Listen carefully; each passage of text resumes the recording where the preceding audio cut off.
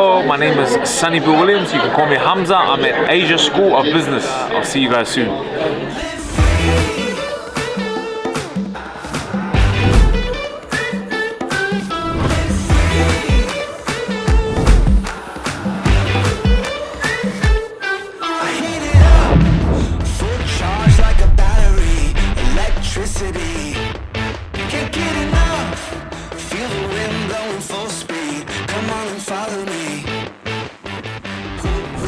It's the insight that makes a difference.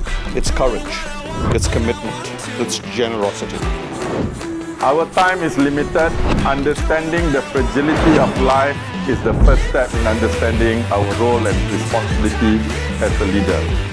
You know, when you have that pressure that comes from within, that fear, it pushes you to crazy levels. Muhammad Ali, he was the greatest boxer.